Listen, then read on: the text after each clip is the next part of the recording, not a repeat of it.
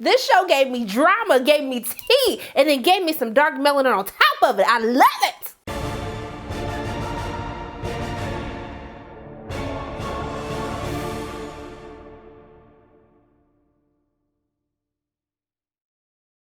Hey everyone, it's Sharona from Pay Your Weight, and today I'm going to be reviewing the Netflix series Blood and Water, which is the part of the South African series that they've been bringing to their streaming platform, which is now streaming on the Netflix platform. So you guys have been on my neck, okay? My neck hurts because you guys have been every comment, okay, every live video, every regular review. Please watch Blood and Water. Watch Blood and Water. I need you to review it. So you guys, I took the time out of my day, okay? I watched all 6 episodes of Blood and Water, and I really want to share my thoughts with you. I have a lot of thoughts, okay? It was a lot of feelings, an array of emotions that I went through while watching Blood and Water. And so for those of you who don't know, I tell you what I liked about the series, what I didn't like about the series, and should you watch it or not? Is it worth your time binging, okay? So the series centers around a local teen who uncovers her family's secret past and navigates through the complicated world of a South African high school. So this is a very vague description that Netflix gave us for the series, but I really don't want to go too deep into it because for those of you who haven't watched it yet, I kind of want you to be surprised when we learn what this family secret is.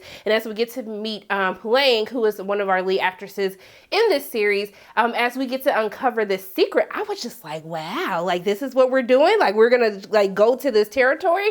But for what I enjoyed about Blood and Water, now I love me a good young adult series. I love anything in a high school setting because that means I'm going to get the drama, the tea, the shade, the pettiness. And I have to say that all of the above was present, okay? It was alive and well, and this is what gave me my entire life while watching Blood and Water. What I love about it is not only does it navigate through this teenage world, through Parkhurst School, which is like this really bougie school all the rich kids go, but I like that as Pulang is really trying to dig deeper into her family's secrets, this becomes a little bit more serious than like some teenage drama, okay? There are serious like repercussions for those who are involved, for the adults who are involved. I was just like, wow, like I feel like this could be a whole like 60 minutes like edition, a whole Dateline series like on kind of this corruption into this family secret that Pulang is trying to investigate. And so I found it refreshing that even though we kind of have the childish or the teenage parts of the series, I think once we get into the latter half of the season, and as I said, it was 6 episodes, and for me it was episodes 4, 5, and 6, which really had me hooked. Where this series does well is when we actually get back into Pulang actually investigating what is happening, right? As we get to uncover these secrets, as we get to know those who are involved with what is going on, I think that is when this series is at its best. Now, what I will also say is, y'all knew what y'all was doing. You said, you know what? We got a new, like, you know, a lot of the people who are involved in this project, the actors involved, you know, they don't have that many acting credits to their name. And so I do want to give them kudos for trying to seek out new talent. I think for the most part, it works, but then it also doesn't work at the same time. And I'll get into that when we get into kind of what I didn't like about the series. But y'all knew what y'all was doing. You said you was going to give us some new talent, but you was going to give us some new eye candy to look at as well, okay? All I gotta say, what's his name? KB? I think KB is his name. You know, before I decided that I was going to lust after him, I tried to go and figure out what his age was because, you know, we gotta make sure that everybody is of the legal age, right? That's the thing in this series. You'll understand what I'm talking about when you watch it. But I was just like, wow, okay, KB, all right. And then there's another, there is a swim coach by the name of Chad Morgan, who at first I was like, Chad, I mean, you cool and all, you cute, but I don't know if you're necessarily doing it for me. But when I saw Chad without his shirt on, then I was like, you know what, Chad, you are a blessing that was brought into my life. But also too, I really want to give them kudos for having 2 dark-skinned actresses as the leads in this series. When we talk so much about colorism and what's happening in this industry, and especially when we watch a lot of series, a lot of films that center around young Black youth, we tend to only see one type of Black woman that is shown or that is always portrayed when we're watching films. And so I really want to give them kudos for actually choosing more darker melanated women who do a great job in this series as well. So I just want to give a little kudo, a little shout out. You look at you guys trying to start trends. I see what you're trying to do here, and I'm here for every single moment of it. Now, also too, I did say that it was it was a generally new cast, not a lot of acting credits to their name, especially when I tried to do more research on IMDb. But I do want to give some kudos to Natasha, and I don't want to mess up her last name, but you know her as Wendy in the series. I would have to say that Wendy was actually one of my favorite characters. Wendy and also too Wade, but Wendy did such a fantastic job acting in this series. Even though I do want them to go a little bit deeper into the character development about why Wendy does what she does. She's kind of like our villain. She's like our villain, but not really our villain, because I feel that there's like a good heart within her. And it's not necessarily the stuff that she be speaking up on is wrong. It's just how she chooses to go about handling things. I'd be like, Wendy, honey, you could have did that a little bit better, sis. But you know what? You felt like you had to do what you had to do, and you said what you said, and you stood by it, and I was here for it. But even though there's so many things that I enjoyed about this series, I do have some issues with Blood and Water, and so we'll chat about that real quick. Outside of Poolang, and really I would just say Poolang, to be quite honest with you, and maybe Fakili, I would say there's not a lot of character development with all of the cast members, right? So there's a lot of things that happen. There's a lot of people, especially within Fiki's group of friends. She has like, Chris is, ooh, he trash. Chris is just trash. But then they have this other friend, this young woman, and I don't even know her name, but I really hope that they give her a little bit more to do. I felt like her character could have been interesting. There's this storyline of something that she's doing the entire series that Chris is always like getting on her about, yet they never explore that. Nothing ever happens. You feel like it's foreshadowing for what's to come, but it's just like she's just there to like be disrespectful at times and barely say anything. And I was kind of just like, what was her purpose of being on the show, right? And then also too, from a writing standpoint, and I don't know if this is necessarily because this is like newer talent who don't necessarily have a lot of credits to their name, but I thought that some of the dialogue that these kids had, I was just like, I don't feel like this is something somebody would say in this situation. I don't know if it's necessarily the acting standpoint of it, but I do hope that as we go into season 2, because the series has been greenlit for season 2, I hope that we do focus on the acting a little bit more. Sometimes I was kind of taken out of what is happening. There's certain things, like even Poolang, there's something that she does with her eyes, and I know this sounds really nitpicky, but she did it so much that I got distracted. And there's something she does with her eyes, like she's kind of looking back and forth a lot. But I hope that there's like little cues with their acting, how they carry out their lines, probably better writing, like with better dialogue. I think that would really help them, help the series become a little bit more interesting quicker, right? I felt that the first half of the series was kind of slow, but as we then again focus back onto the mystery of what is happening that Poolang is actually trying to uncover, that's when the story gets more interesting, more entertaining. And I don't know if it's necessarily, this kind of made me think of, if you guys have ever watched, and I can't even think of it, it's the Hulu, Marvel Runaways, right? It's one of the situations, because this kind of includes like this conspiracy that contains adults in it.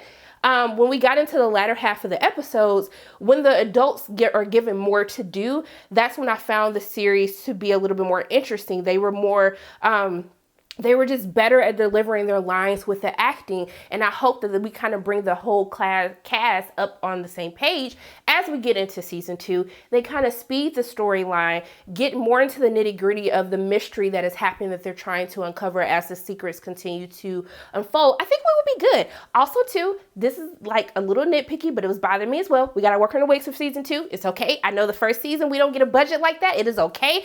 But let's get some good lace fronts and stuff for season 2, because everyone on that cast, you guys are beautiful the way that you are, but just sometimes the wigs could be a little bit distracting while I was watching. I know I'm gonna go to hell, but I'm just being honest with you guys. I don't know if it's just a woman thing and that's what we gravitate to, that's what we look to, but it was a little bit distracting for me. But I think outside of that, I enjoyed Blood and Water. Even though it had a slow start to the beginning of the season, as I got into the latter episodes, I was like, oh my God, all this drama that is unfolded, I can't take it, but I have to keep clicking next. I really enjoyed the series. I think with a couple of tweaks, it can be even better than what it was for this first season. But I think out of all of the Netflix South African shows, this was probably the most entertaining for me to watch. Something that actually held my attention to make me keep watching from the first episode all the way into the last episode as well. So what I would tell you guys to do with you and your time, I would tell you to watch this series, okay? I think that It has a lot of potential. It has room for a lot of growth, but I think they really have a great story. And if they just focus on just a couple of tweaks for the writing, the dialogue, and all of that, I think that season two is gonna be juicy, you guys, because we're gonna get into the nitty gritty of everything. But if you guys have not watched the series, pause, go watch the series, and then you can come back. But I got a couple of things I gotta talk about. I gotta get some stuff off of my chest. So, I'm sorry, I'm extra. It's okay. I gotta talk about a couple people. So Pulang, I was really ready to fight Pulang from episodes 4 to 6 because one of the things that I was really confused about is, so she's in love with KB, right? I'd be in love with KB too. Them lips, that face, I get it, sis. I really do. But I was just really confused because she's kind of tormented at a certain part of the second half because what do you do to protect someone that you know will hurt someone else? I said, ma'am, I understand that you gave the 90 up to KB. I understand he got up in there, but I don't understand why it was a hard choice for you to choose between protecting your father and protecting this little boy that you don't know nothing about. Because you sitting up here talking about you love him, I love you. But I'm just like, ma'am, when your mama asked you how old he was, you was like 17, 18, I don't know. How you don't know? And you giving him the 90. How does that work? Help me to understand. And so I was just getting really frustrated with her character. And also, too, how she did my homie Wade. If you don't like him, no, because you told him that you liked him even though you friends on him. But I thought that she was very selfish. She was a very selfish character. And this man is sitting up here helping you with everything, lying to his mama for you, all of these things, protecting you. And she just did him so dirty. And so I really hope that Wade gets it on with his new little boo thing. I hope that I wish him all the happiness in the world because Wade, honey, you deserve it because you were a good friend and you was still a good friend to her raggedy behind after she basically left you to go be with KB. But I just didn't understand why it was such a hard choice. Is it your daddy or this little raggedy boy that you just met? I mean, he a fine raggedy boy, but I didn't understand it. And then the whole thing with Coach Chad and Fakili, I was just like, while this gave me all of the drama, I just don't know how I necessarily felt like that his wife, because she comes from such a prominent stature, that she would really go to the school and do all of that. It just seemed really out of character, even though I guess they were going to try to use the storyline, oh, she's pregnant, she's emotional, she'll do anything. I don't know. I don't necessarily know how I felt about that or the chemistry between Chad and Fakili in the first place, or Feeks, because I'm sure I'll probably say her name. I'm sorry, honey, but I didn't care for that storyline, but it did give me some good drama when the whole thing with the wife happened. But I was just like, how are these kids, and then even when she starts drinking and stuff, so you hear her screaming, doing all this, breaking stuff, drinking, we just let our kids do this. I understand y'all rich, but, y'all don't mark me as the type of parents that will allow your child to do that, but I guess I'm gonna just have to be okay with it. But when I'm talking about Wendy's probably one of my favorite characters. She's the messiest. She does a lot of stuff that does anger you, but I want to know what her motivations are, right? Because Wendy is a very smart girl.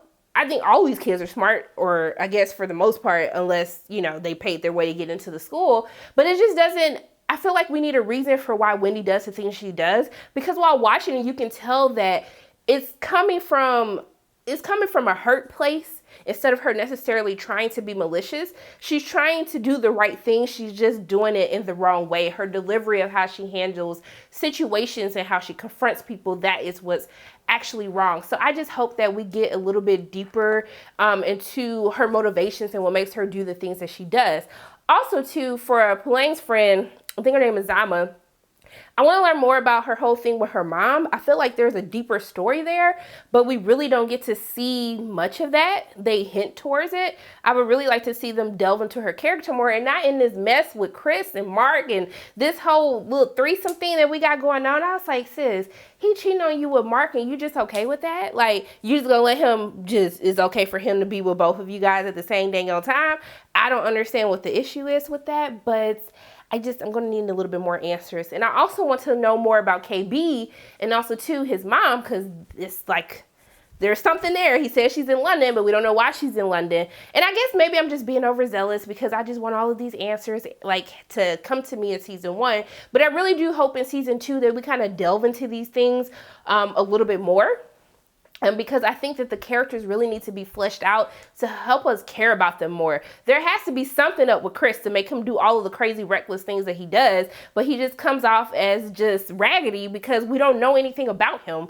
We don't know why he does what he does. And so I hope that in season 2, they kind of like seek through all of this stuff. And then also too, why you ain't told your parents yet what's going on? Your daddy on trial, he can get in trouble. You tight-lipped, you can't say nothing. I don't get it. I don't understand. But those are just like the little things that I needed to get off of my chest. But as I said, KB can't get it. That's all I needed to say. But yeah, I feel like that's all of the crazy stuff. Like, okay, Feeks and her coach, KB, Pulang, I don't know why, and then she disrespecting Wade. Okay, I think I pretty much got everything off of my chest that I needed to. I'm sure more things might come back to me, but you're more than welcome to comment in the comment section below. What did you think of Blood and Water, which is now streaming on Netflix, greenlit for a season 2, so you don't have to worry. Some of these questions may be coming and we just don't know it yet. But those are my thoughts on Blood and Water. As always, my name is Sharonda from Pay or Wait, and if you like what you saw today, make sure you hit the like button, hit subscribe, share this video with your friends, and make sure you hit the notification bell. And I love you guys 3000. I'll see you soon.